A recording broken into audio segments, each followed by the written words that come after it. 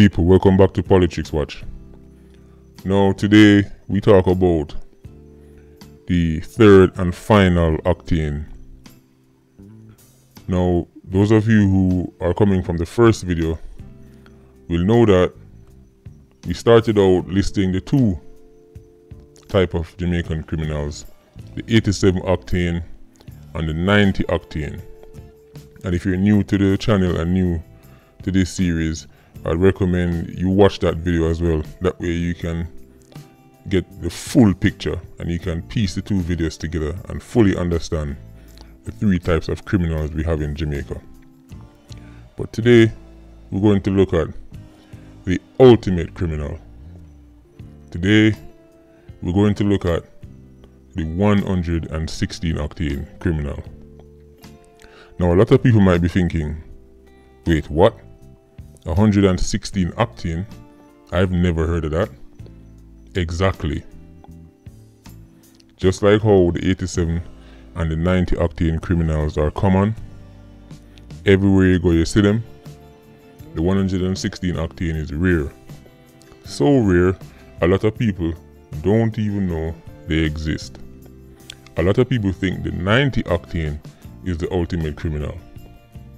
And as we know from the previous video, 90 octanes are people like Zeke, Dodos, Rifle, etc. Waldy.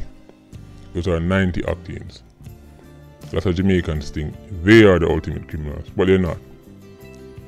The 116 octane are Jamaica's supreme criminals. Now, just like in the previous video, I gave you the general characteristics of the 87 and the 90 octane. And I'm going to do the same for the 116. The 116 criminal, 116 octane criminal, generally looks different from the majority of the Jamaican population.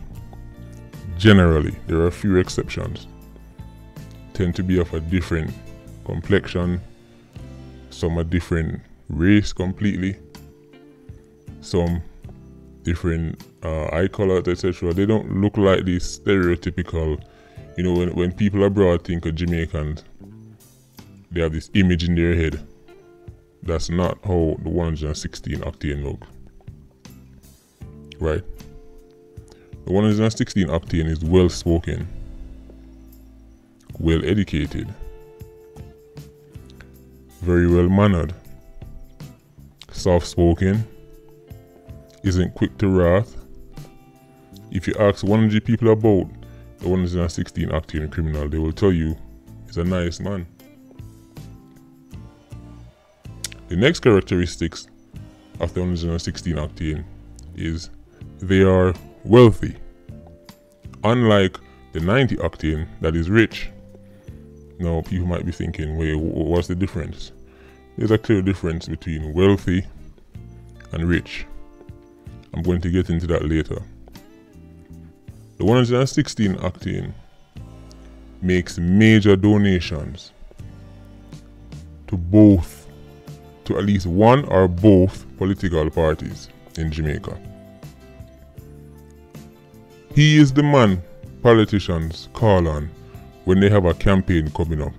When they have a big campaign and they want somebody to write a huge check to help them run that campaign, the first person they call upon is the 116 octane criminal.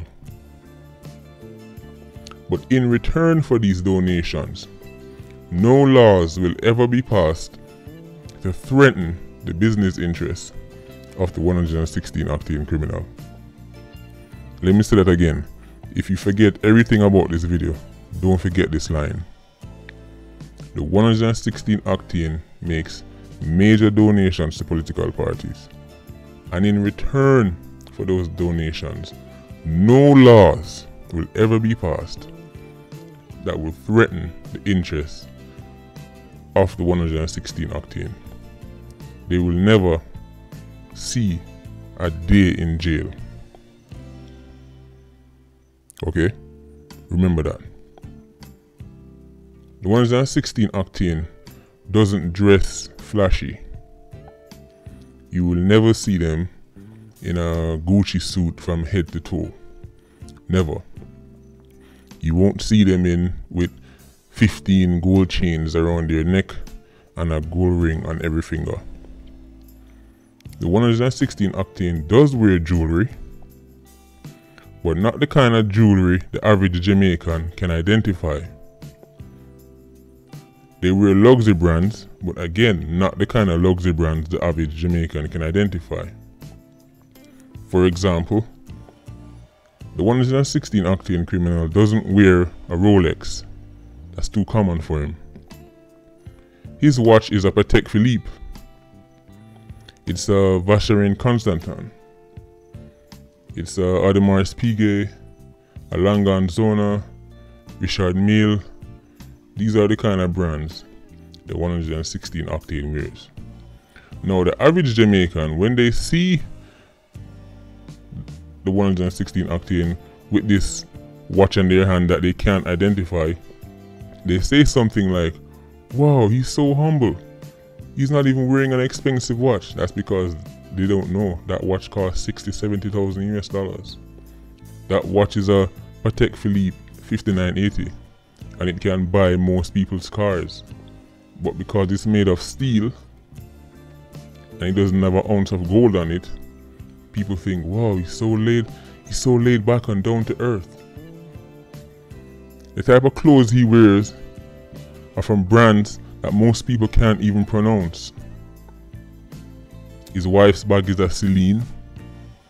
His t-shirt is a Balmain. The average Jamaican cannot identify these brands, so again, they misinterpret and think that the 116 is super humble and down to earth. Right? Now the 116 criminal usually has some bogus rags to riches story. He will tell you that his family came to Jamaica super poor in the 50s or the 60s and he worked really hard and that's why he's so rich now. And if other Jamaicans will just work hard, then they will be just like him. That's usually the story of a 116 Octane, especially the older ones. Now the early 116s, the ones who would be in their 60s and 70s now, they started their criminal activities before Jamaicans even knew what a television looked like. Right? But where they played the game right is that they immediately washed their money clean. They took the money they earned from illicit activities and they went into legitimate businesses. Some of those businesses have now developed into being major corporations in Jamaica. Major corporations in Jamaica, right? Matter of fact, he's washed his money so well. His wife and his children don't know he was a criminal. Let me say that again. The 116 criminal has washed his money so well, his wife and his children don't know Daddy was a narco trafficker. They don't know Daddy used to stuff plane, send go Bahamas. They think Daddy does work hard and smarter than everybody else. Right? He's highly respected in the corporate world. Other Jamaicans love to tell us that we should aspire to be like the 116 Octane criminal. They love to use him as the example. Why can't you be more like so and so? Look at so and so. He's not doing this. So now you're asking, okay, but you said the 87 Octane pickpocket and the low budget extortion. What kind of crimes does the 116 Octane get rich from? I'll tell you. High level narco trafficking, and by high level I mean him don't stand up on a street card and sell no dime bag. He uses aeroplanes, submarines to carry his products. When he wants to transport his products in broad daylight, he packages them in an ambulance, send them about their way. You see ambulance a drive up and down pan road. Woo woo woo woo woo. You think say man at the back of it stick, when really and truly it's stuff full of white powder. Other crimes include things like stock market insider trading, foreign exchange fraud, wire fraud, the crimes that the 116 octane commit. The average Jamaican cannot wrap their head around it. They don't understand it. They don't even know how it works. Even if you describe it to them, they still wouldn't get it. Right? You will never see a 116 octane getting their hands dirty by standing on a street corner and selling nobody none. Nope. Their image is pristine. Now, another key thing about the 116 octane is they are immune to crime. Right? It simply doesn't affect them. And this is one of the reasons why they have no interest in pushing politicians to take crime more seriously, because it doesn't affect them. Their children never get hurt. They never get hurt. Not even the mosquito they will fly up at them yard get hurt. Right? They're totally immune from crime in Jamaica. Even the biggest, baddest 87 and 90 octane will not test them. Think about it, people. Look how many rich families there are in Jamaica with billions and billions of dollars. And never have we heard anything happen to these people. That's because the 87 and 90 octane know that if they were to ever test these people, it will be their last day on planet Earth. An 87 octane would rather rob a fruits vendor than rob a 116 octane criminal. He would rather go down a Coronation Market and pressure poor people, pressure 95 people, pressure taxi man, pressure bus man. But he will not test a 116 octane criminal, who, as I said before, are Jamaica's ultimate criminals. So now you might be thinking to yourself, hold on. So basically a 116 octane is just a rich criminal, just like the 90 criminal. No. Here are the differences between the 116 octane and the 90 octane. Jamaican society gives the 116 octane criminal instant respect because of the way they look, because of the way they sound, because of their ethnicity. Every door they walk into, they get instant respect and they don't have to prove themselves. The 116 octane criminal's last name opens doors for him. The 90 octane criminal's last name closes those doors. Let me say this again. 116 octane criminal last name opened the doors for him in Jamaica. 90 octane criminal last name closed the same doors. Dodo's last name is Coke. Every child with that name will be scrutinized for the rest of their life. Zeeks, Rifle, Waldy, their children will forever bear the burden of their father's actions. The 116 octane criminals' children get instant respect because of their last name. You must realize this. Another thing that separates the 116 from the 90 is the 116 are long-term thinkers. They have a plan in place not only for them to dominate society but also their children and their grandchildren.